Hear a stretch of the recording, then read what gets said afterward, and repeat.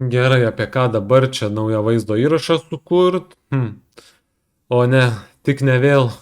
Ne, čia iš serijos, kai pavydas bamba graužia. O tu ką? Apie nieką, nulis esi. Kai esi niekam neįdomus, tenka apkalbėti kitus. Kad kitus kritikuot, pirmą turi būti pats kažko pasiekęs ar sukūręs. O dabar tiesiog eilinis lepšis bandantis sulaukti dėmesio iš kitų padarytų darbų. Kam loja ant kito norėdamas, kad tave žiūrėtų? Gana! Sukursiu vaizdo įrašą apie save. Vienu metu jo veidas buvo visur, nuo socialinių tinklų iki TV ekranų. Jo išsakytomis mintimis dalinosi milijonai žmonių, o sukurtos verslo imperijos uždirbo jam šimtamilijoninius turtus. Nostalgija, vaizdo įrašas apie Andrew Tate. Ganėtinai greitai prigesusi žvaigždė, tiesa. O pamenu, buvo momentas, kai kiekvienas save gerbintis vyriškosios lyties socialinių tinklų vartotojas žinojo šią asmenybę. Būtent dėl šios priežasties šį žemai kabantį vaisių nusprendžiau nusiskinti ir aš. Taip, žinau, ką dabar galvojat. Tu sukūrei šį vaizdo įrašą, nes norėjai gauti lengvų peržiūrų. Ne, visiškai ne dėl to.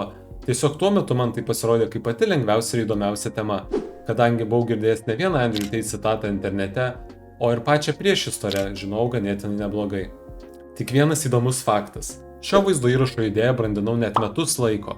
Taip, beveik metus laiko brandinau, per mėnesį su puse parašiau scenarijų, sulipdžiau daug skirtingų kadrų į vieną krūvą ir tada vasario 7 dieną įkėliau savo naujai sukurtame kanale. Per mėnesį laiko šis vaizdo įrašas man atnešė 9 peržiūras ir 1 prenumeratą, kurią beje pats ir įsireikalavau. Visgi, per tą mėnesį laiko darbas nestojo ir aš įnirtingai kūriau savo sekantį vaizdo įrašą. Tuo metu, pamenu, ant didžiulės bangos buvo gėrimas Prime. Lietuvos rinkoje jis buvo ne per seniausiai atsiradęs. Todėl vaikai elpo kaip nori to gėrimo paragauti, tėvai elpo pamatė to gėrimo kainas. Ir prie viso šito dar pridėkime, kad šį gėrimą išleido 2 didžiulės YouTube žvaigždės – KSI ir Logan Paul. Galvoju, tikrai įdomi tema, reikėtų apie ją pasidomėti plačiau ir sukurti vaizdo įrašą. Taip ir padariau. Vasario 29 dieną į savo kanalą įkėliau antrąjį vaizdo įrašą. Šį kartą galvoju, reikia išmėginti naują strategiją ir pamėginti YouTube adsus. Aišku, aš ten išlaidavau, įdėjau reklamą už keletą eurų ir pradėjo kilti peržiūros.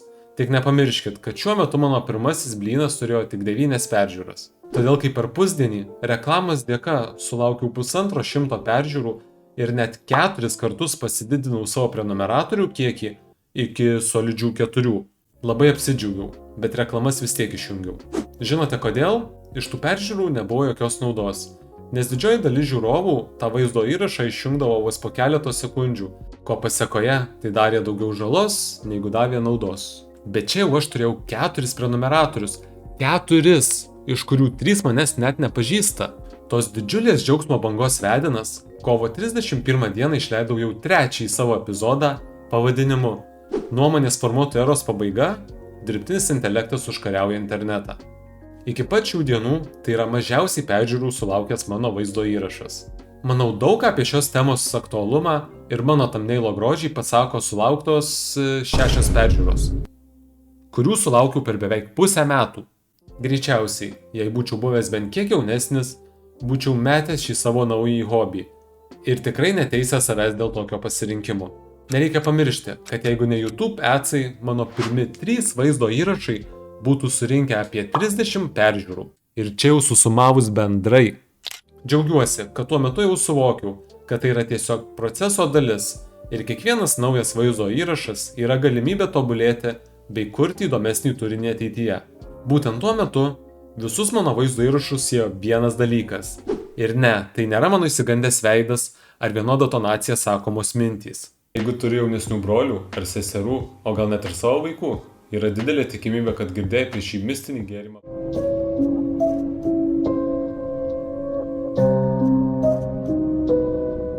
Visas iki tol sukurtas turinys buvo apie tarptautinės garsenybės arba sugeneruotus personažus.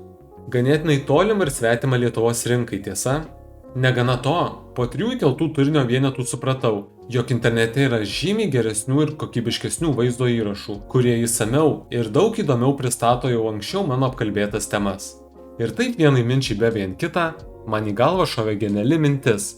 O kas jeigu sukurčiau vaizdo įrašą apie Lietuvoje gerai žinomą žmogų? Kadangi tuo metu neturėjau nusimatęs jokių papildomų temų, nusprendžiau atkreipti dėmesį į tai, ką pats žiūriu internete. Ir taip jau nutiko, kad būtent tuo metu sekiau Pauliaus Samoškos kelionę po Afriką. Todėl akivaizdesnio pasirinkimo turėti ir negalėjau. Nu, ko ant jūsų išdžiūvė krioklė? Sveiki gyvi. Per 30 dienų šeiminčiai sukūriau skaitmeninį kūną, įkėliau į savo kanalą ir nepraėjus net 24 valandom nuo įkėlimo supratau, sukūriau šedevrą.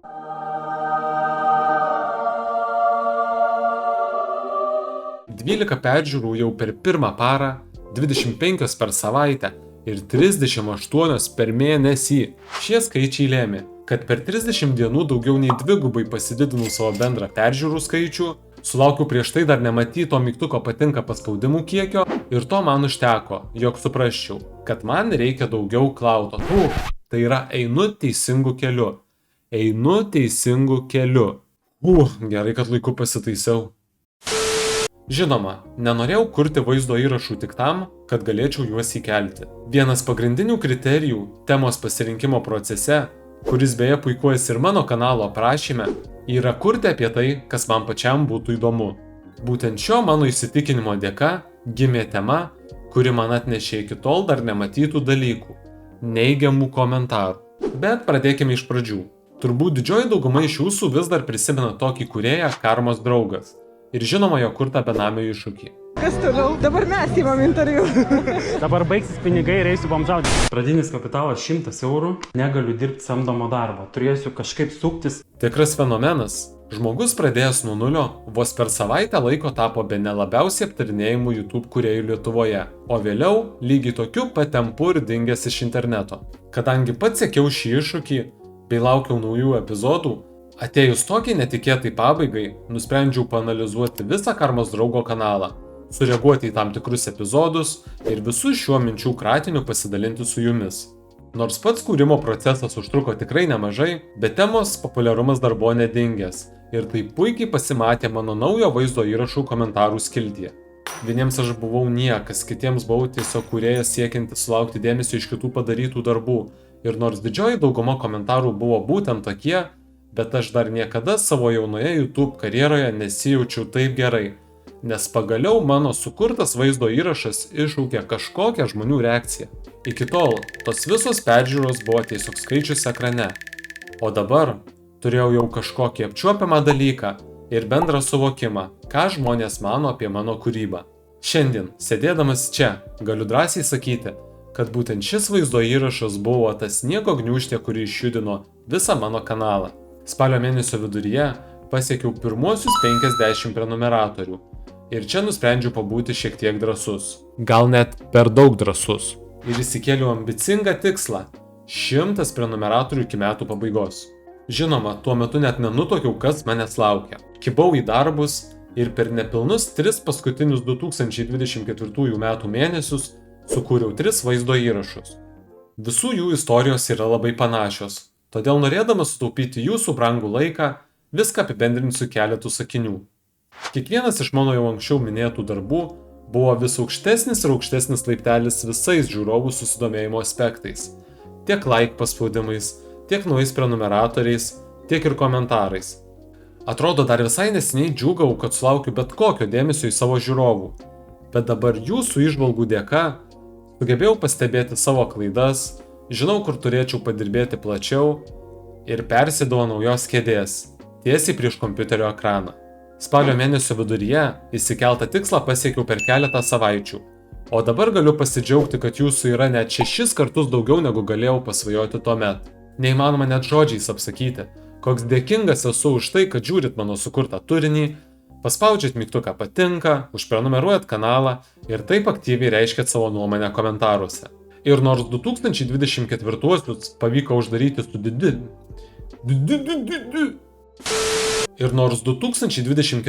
metus pavyko uždaryti su dideliu BAM, bet sustoti nesiruošiu.